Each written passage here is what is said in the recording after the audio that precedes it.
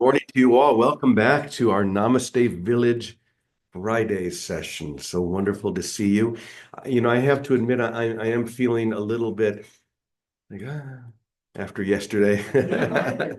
What do I do now? It was a wonderful party last night, and the concert with Gina was just fantastic. And all of you were here, which is such a beautiful celebration. And I can feel the celebration building momentum again today, though, it takes an extra couple of cups of coffee to get it going. So I have mine right here. And this morning, I was I was thinking about and having the image of a bird in a cage. And this is who we all are. And the beautiful thing about each one of us, because of the decisions that we have made, is the door of that cage is open. And some of us have built up enough courage to fly out of that cave. And maybe many of us, after flying around a little bit, get a little bit nervous and fly back inside. Others of us are still sitting inside the cage, worried about our stuff, worried about the things that are in the cage or the life that we seem to be living inside the cage, unable to fly even though the door is open. Well, this is the invitation to leave the cage behind. Imagine that for a moment. There's this beautiful cage, and it has little trinkets and fun little things inside that we've collected or that have been given to us. And yet we never leave.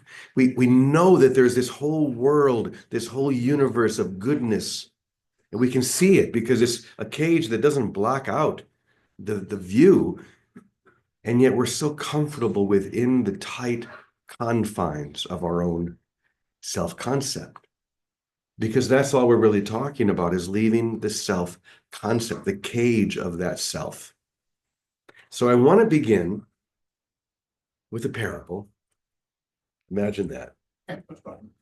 A parable that I think will make this a little bit more clear. And then I want to turn after that to something really appropriate that I found from Joel Goldsmith this morning. So this is our parable, which is called the parable of the Songbird. Mother, I have read the divine scriptures. I've given up all of my addictions, and I've tried to remain unattached to the world. The young man who spoke could hardly hold back his tears as he shared these words. The great mother leaned forward and touched his shoulder, encouraging him to continue. But I'm still bound by the nagging thoughts of my lower self, he said. Please tell me, mother, what must I do to finally be free? The great mother looked into his eyes, the eyes of the young man, seeing the earnest yearning for liberation that weighed upon his soul. And so she began. Let me tell you a short parable, she said. There was once a young songbird who lived its whole life in a golden cage. It had never known the world outside, yet it could feel the call of the vast sky. The bird sang beautiful songs that charmed everyone who heard them, yet within its melody was a deep longing for freedom. One day, the cage was left open. The bird, after many songs and many sunsets spent dreaming of flight, found itself facing the open door. The world beyond beckoned with 1,000 fragrant breezes and endless horizons, yet the bird, so long accustomed to the confinement of the bars, hesitated. It knew the comfort of its cage's familiar corners, and feared the unknown vastness beyond. Months passed, and the bird's wings grew stronger as it would flutter within the cage, but still it did not exit. For the unknown terrified it more than the cage comforted it. One day, An older bird perched upon the window, glimpsing the young bird's plight.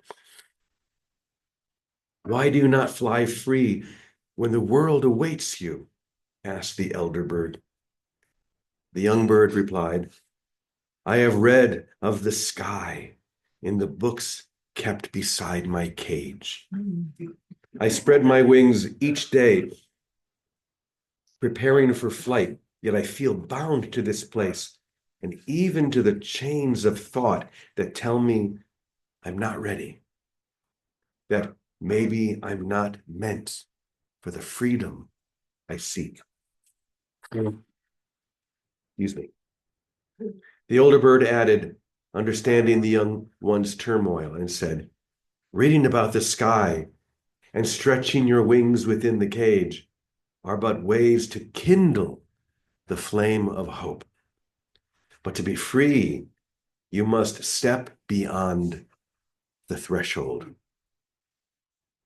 It is not enough to let go of what binds your body. You also have to release the tethers of your heart and your mind. Freedom comes not from being unchained, but from the courage to act upon your inherent longing, to act upon your inherent longing to explore beyond.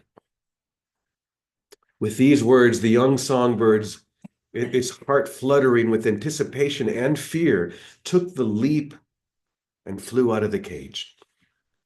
It faced strong winds and storms, but it also danced in the sunlight and felt the loving caress of the open sky. The flight was not always easy, but the bird learned that freedom was not the absence of fear or struggle. It was the presence of courage, the willingness to face the vastness with an open heart. The Great Mother withdrew her hand and smiled gently at the young man, serene and untroubled. You have prepared well, she said. Yet true freedom, my child, is not merely in renunciation, but in taking the flight, in trusting the wings of your higher nature. Do not fear the call of the boundless sky, for you were made to soar. And in your flight, understand that liberty is a dance, sometimes among the clouds, sometimes through the storms, but always a journey of the soul. The young man, heart now impelled by the parable of the songbird, thanked the Great Mother. He left that day not just unshackled, but imbued with a courage that would carry him across the threshold into the skies of spiritual freedom that awaited him. How many of you could relate to that? Probably all of us in one way or another. The idea that there's something out there, out somewhere, that we're holding ourselves back from, to stay comfortable, to serve the self, to take care of the self. What's going to happen if I begin to fly? Am I going to encounter these storms and other situations that may challenge me? And the answer is yes, of course you will. But that's the adventure. That's where it gets fun. But as long as we stay inside that cage, the cage of our own self-concept, who we think we are, rather than the reality that is forever real within us, we never get to really experience. It's all in the mind. But each one of us now has come to the point where that won't satisfy us. Reading the books, hearing the lectures, none of these things will get you there. We have to step up to the threshold, just like that little bird, spread our wings, and take flight. So that being said, I want to share a little something from our good friend Joel Goldsmith. This is what Joel has to say, and I think these two relate.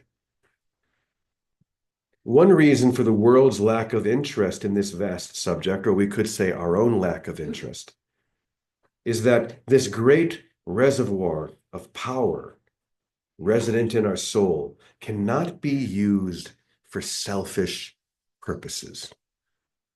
There is a power within us that can be used for selfish purposes, but not the great reservoir within our soul that can never be used for that.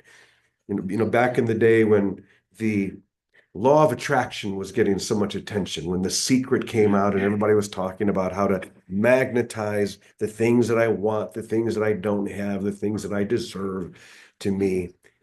And people were this was to many of us the heart of the spiritual lesson, how to get what I want that I don't have. And once again, there is a power within you that can achieve that. It's called the ego's law of attraction. Oh.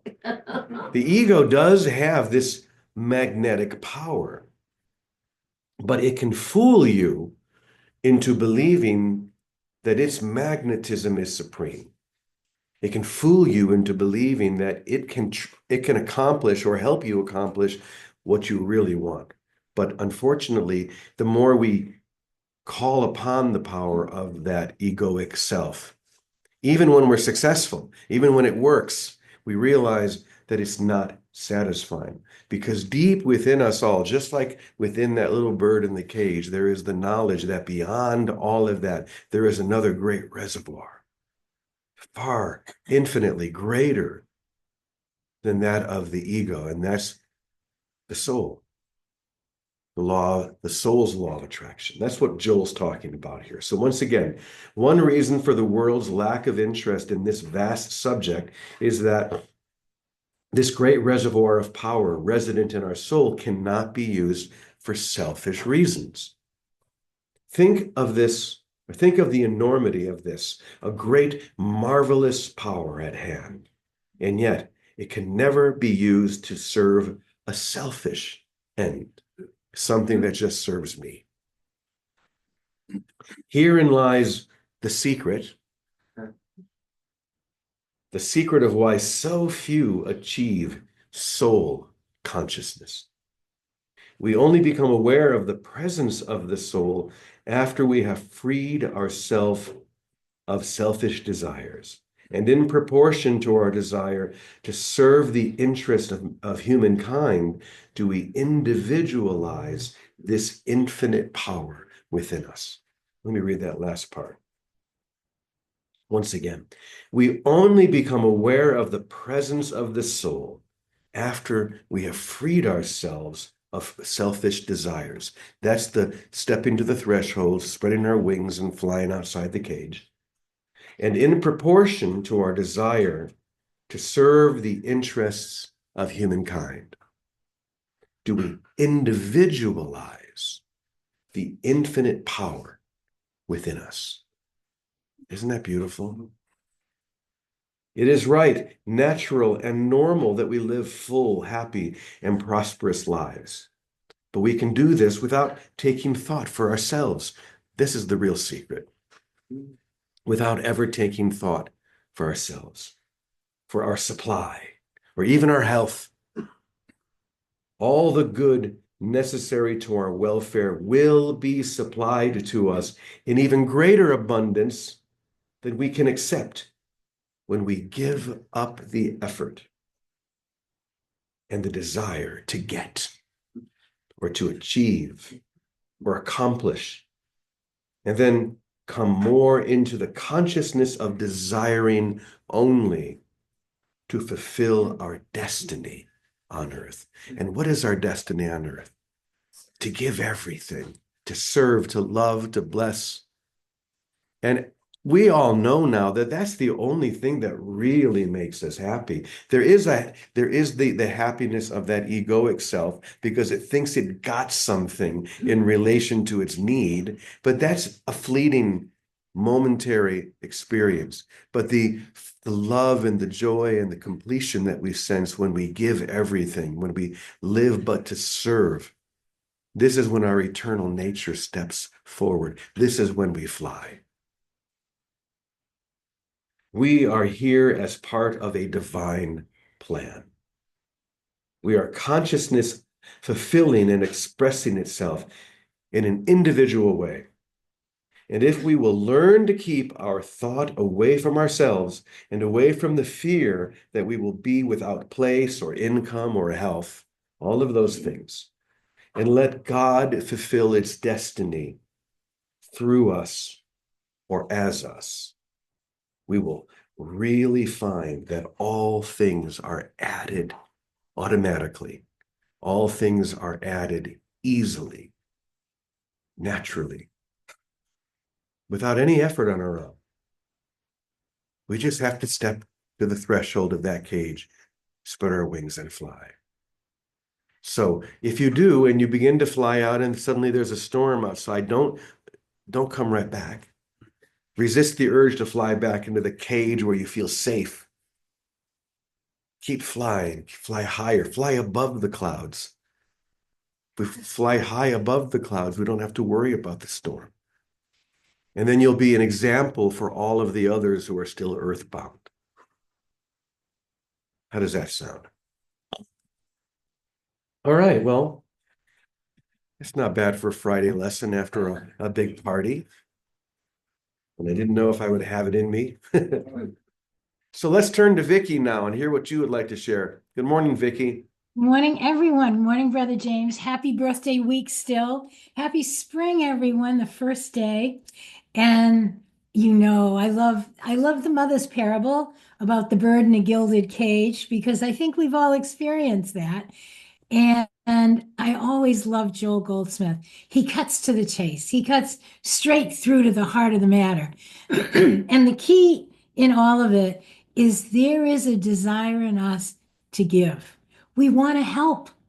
I've seen in my own life, the only time I have been free is when I've wanted to help, whether it's someone or the whole world or this child or this person. That desire to help is that natural desire of our soul to sing its song. We want to sing. We want to sing in a big open space, and we want everybody to sing with us.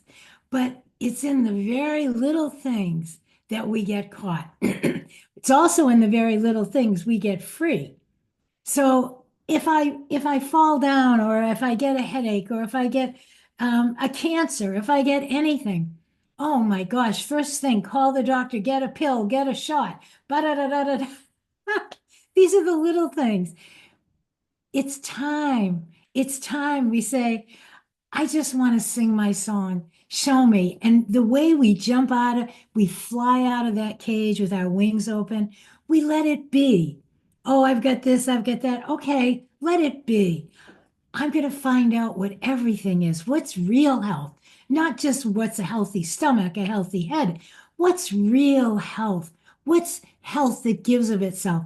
And that's when I put everything, what Lana says, pay it no mind.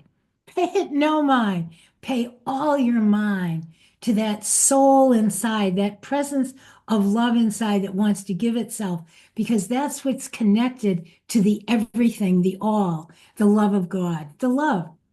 And when we do that, and we put that, our pains and our worries or our careers, oh, I can't leave this job. I have a terrible job and I hate it, but I can't leave it because I need the paycheck. Pay it no mind. Fly out of that cave and cast all your cares upon the love that's got that song already singing inside of us. And before you know it, it's just like Joel says, it's not a fairy tale. It's what reality is. Everything we need, whether it's a dollar bill or a friend or a house or health, it will come flying into our experience one way or another. The disease may disappear. If you're lonesome, a whole party of brothers or sisters might appear on your doorstep. If it's a new career you want, you might be finding yourself stepping into it, thinking it was just a way to have a hobby or spend your time. It will come to us without our effort. This is how we're meant to live by grace. We're meant to be happy and have fun. We're meant to be joyful. We're meant to sing our song. And nothing can stop us except us. There's no war, there's no prison, there's no gilded cage that can stop us from singing our song when we want to, when we finally choose to, when we say, there's nothing else I want anymore. I'm all yours. Whether we say it to that song, to what we think of as God, to spirit, to love, when we collapse into that and say, there's nothing else, not anymore, nothing else.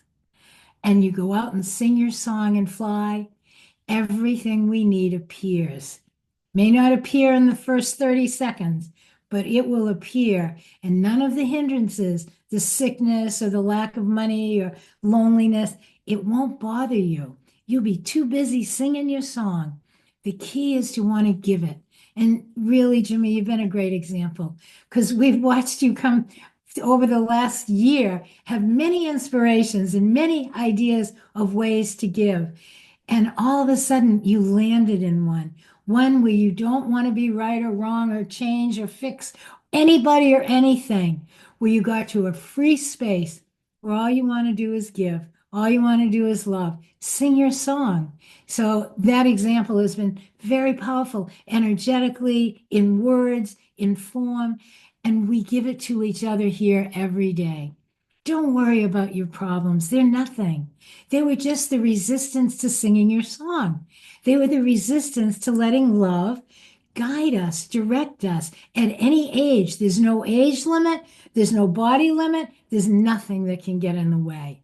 Start singing your song and total happiness comes, not because you want to get a better life, but because you want to give everyone life, because love is what life is. So that's what I have to say, Brother James. And I love you all. Thank you. Thank you, Vicky. Beautiful. And this is the perfect setup for Gina's workshop tomorrow, don't you think? Sing your song. Don't sing it inside a cage because it's going to be a different song, but it's the same voice. The same voice that's within the cage is the same voice that's outside the cage, but it's a different song. It's the song of freedom and love. So give everything.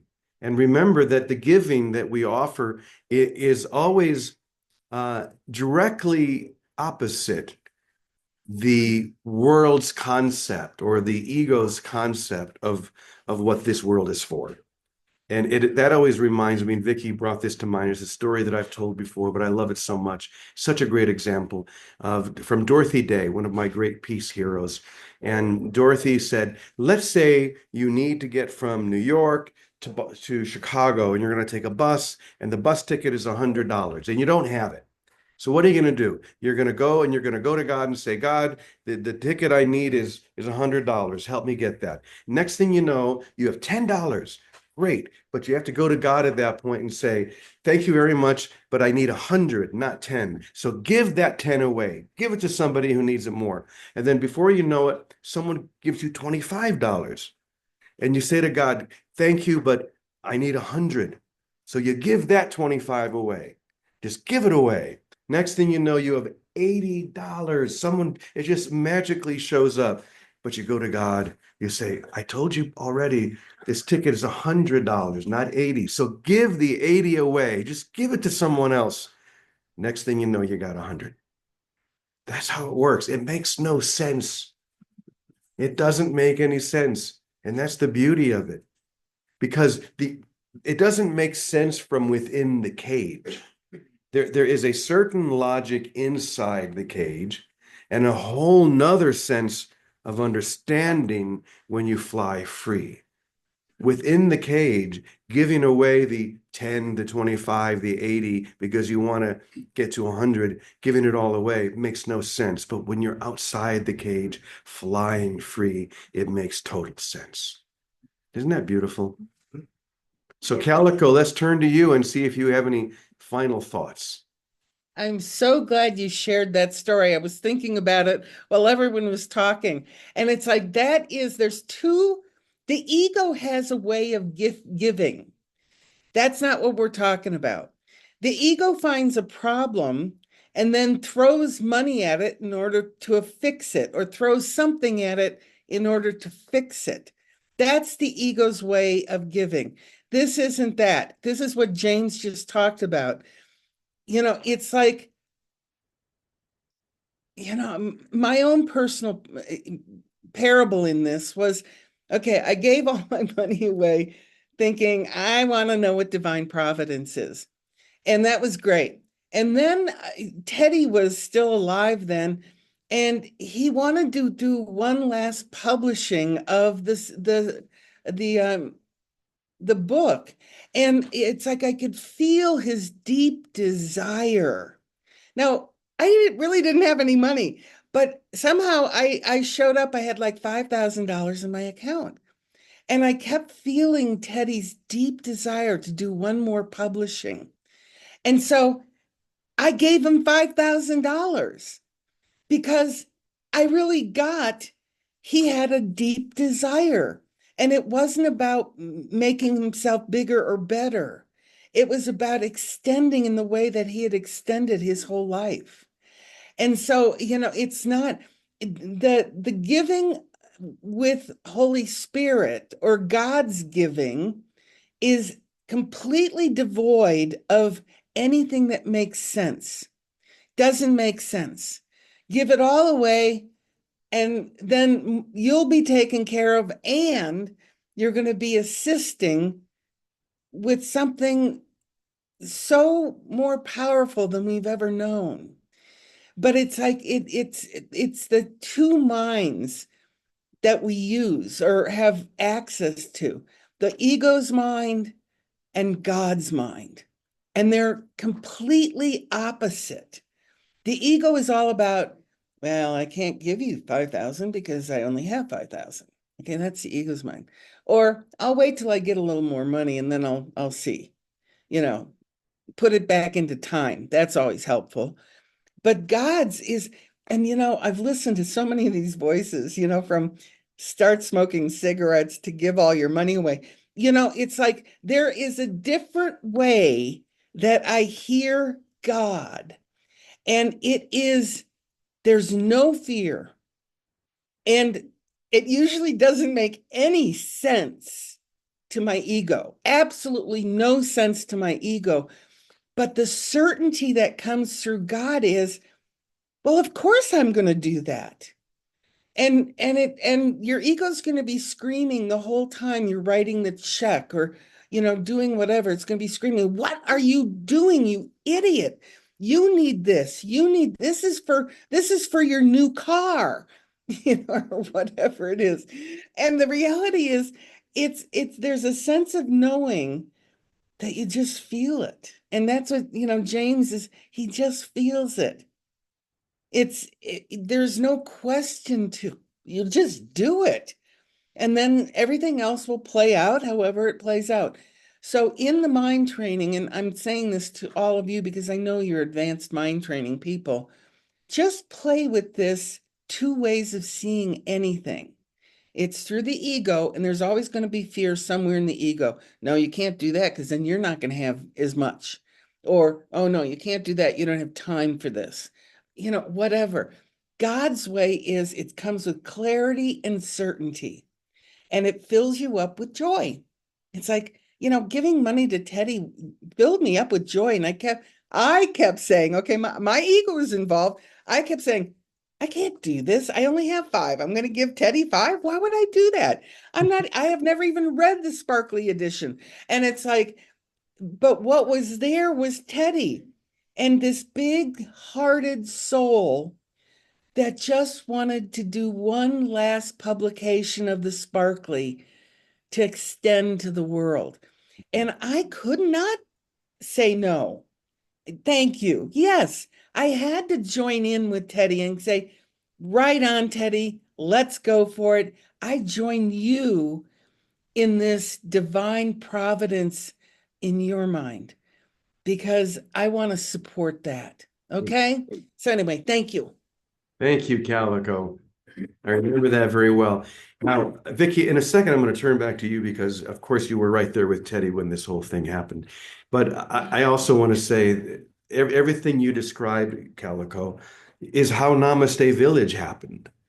It was just, it was this crazy idea. Well, let's get this place that's got like 11 or 12 bedrooms, and well, let's buy that land over there and build 12 more little houses. And let's see if we can get that place. Everybody was saying, you're crazy. You don't know if people are even going to come. You don't have anyone here in the beginning. There was no one to just, become the village itself, to become the community. But the unreasonableness of that inspiration is such a joyful opening. Just follow it, even though it makes no sense whatsoever. Just follow. Vicky, so you want to say anything about when we got that money together so Teddy could put out the sparkly edition of the course?